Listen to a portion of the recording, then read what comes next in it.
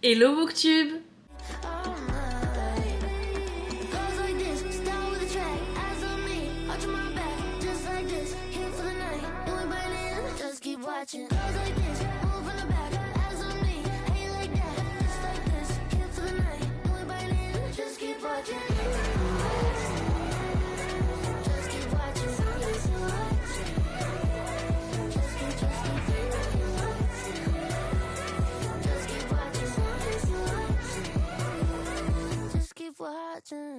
Aujourd'hui je te retrouve pour ma 3e review sur cette chaîne.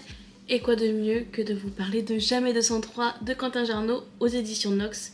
Pour le coup, Nox, jusqu'à présent, ne m'a jamais déçue. Toutes leurs parutions que j'ai pu lire, c'est-à-dire presque toutes sauf la trilogie Westwell, il me semble, c'est des pépites, c'est des coups de cœur, franchement, ils n'en ratent pas une. Et pour le coup, j'ai très hâte de vous parler de ce roman-là. Donc Jamais 203, c'est l'histoire de Stella qui, à plusieurs reprises, a rêvé de la mort d'autres personnes. Et là, elle vient de rêver de sa propre mort. Et donc du coup, elle se réveille avec la conviction que dans 203 jours, sa vie va s'arrêter. Et donc du coup, face à cette prédiction, son meilleur ami et colocataire Cole aurait pu hausser les épaules et lui opposer son esprit rationnel. Au contraire, il va décider de transformer cette fatalité en motivation. Il va donc imaginer, ou venir plutôt avec l'idée de faire une bucket list, une suite de défis à relever pour lui redonner goût à la vie et lui apprendre, on va dire, à la savourer pleinement. Et de son côté, Stella, elle, se débat avec son anxiété, avec ses angoisses de la mort, de la fatalité, et son obsession du regard des autres qui l'ont poussée avec les années à s'effacer peu à peu, voire à totalement s'isoler. Mais grâce à l'enthousiasme très communicatif pour le coup de Cole, elle ose enfin s'ouvrir et tenter des expériences qu'elle n'aurait jamais envisagées auparavant. Donc ensemble, ils vont vivre des instants souvent très drôles, parfois bouleversants, mais on va voir du coup leur amitié et plus se renforcer, et je trouve que leur relation, que ce soit l'amitié ou ce qui va en être, est vraiment sincère et touchante. Et pour le coup, j'ai adoré Stella et Cole de la même façon, mais le premier personnage auquel je me suis attachée, ça reste Cole, parce que pour moi il incarne vraiment la bienveillance, la légèreté et la joie de vivre. Il est toujours présent et attentif pour son entourage, donc pour le coup c'est vraiment l'ami ou le partenaire qu'on rêverait d'avoir. Et c'est justement son côté solaire et son énergie qui seront déterminants dans le cheminement de Stella.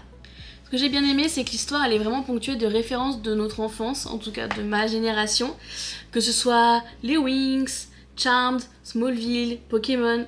C'est ce qui m'a permis vraiment de me reconnaître dans les personnages de Cole et Stella et de m'identifier, de me sentir vraiment concernée. Et la référence qui m'a particulièrement touchée, ça reste Le Dormeur du Val de Arthur Rimbaud, parce que ce poème, j'ai découvert, je crois, fin de la primaire, et il m'a marqué vraiment de bien des manières, encore maintenant, quand j'y repense, parce que c'est... comment dire, c'est un poème qui est beau, quand même, malgré la fatalité de la chose. Et ce qui est beau là-dedans, c'est que au départ, en fait, tout le long du poème, la fatalité, elle est pas vraiment dite. Elle est imagée. Et je me rappelle que la première fois que je l'ai lu avec mon point de vue d'enfant, mon esprit d'enfant, c'est qu'au début, vraiment, je le lisais en me disant que vraiment le poème en lui-même est beau, et je comprenais pas en fait où ça nous amenait. Et quand j'ai terminé le poème et que j'ai fini par comprendre ce que voulait dire ce poème, ce qu'il décrivait, je me souviens encore de la sensation de... J'ai eu l'impression que mon cœur tombait au fond de mon estomac, vraiment une sensation de froid et de vide, comme dans le poème. Et du coup, c'est vrai, d'avoir ce poème qui est une référence dans le roman, ça m'a particulièrement touchée. Le seul petit point de vigilance, parce que c'est pas vraiment un point négatif, mais c'est plus que après les premiers chapitres qui ont un peu introduit le contexte, j'ai trouvé qu'il y avait un peu une longueur, quelque chose de... ouais. J'ai eu l'impression que le rythme s'essoufflait un petit peu. Après, c'est quand même très vite reparti de plus belle avec les défis de la bucket list qui ont commencé. Et donc après, j'ai été totalement emportée dans l'histoire avec Stella et Cole. C'est juste qu'il y a peut-être 1 ou 2 chapitres après les premiers où j'ai eu l'impression que le rythme descendait, où j'étais peut-être moins prise dans le truc. Je sais pas si c'était dû à l'histoire ou un contexte extérieur propre à moi-même, je ne sais pas, mais c'est vraiment le ressenti que j'ai eu. Mais bon, après, c'est vraiment même pas un dixième du livre.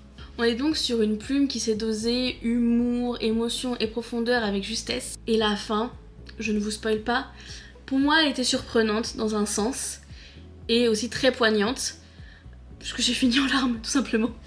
Désolée, je regarde beaucoup le retour.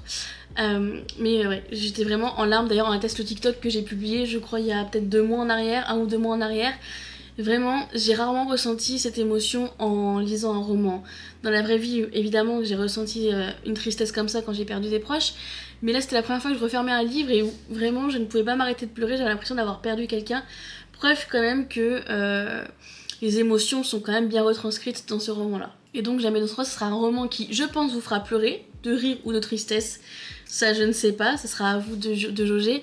Mais c'est surtout un roman qui vous fera réfléchir. Puisque, selon moi, ça reste mon ressenti, mais j'ai trouvé que ce roman-là m'a un petit peu rappelé la nécessité de vivre vraiment, de ne pas se laisser freiner ou emprisonner par nos peurs, et de profiter tout simplement de la vie, quoi, parce qu'on ne sait jamais quand est-ce qu'elle va s'arrêter, tout simplement.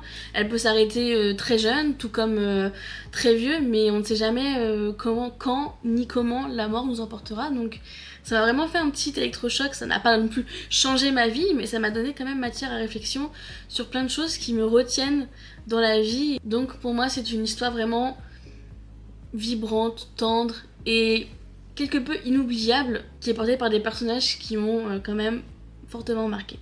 Donc si tu n'as jamais lu Jamais 203, je te le conseille fortement. J'espère ne pas t'avoir trop spoilé, mais normalement j'ai fait attention. Le seul conseil que je peux te donner, c'est de t'équiper d'une boîte de mouchoirs, surtout sur les derniers chapitres. C'est tout.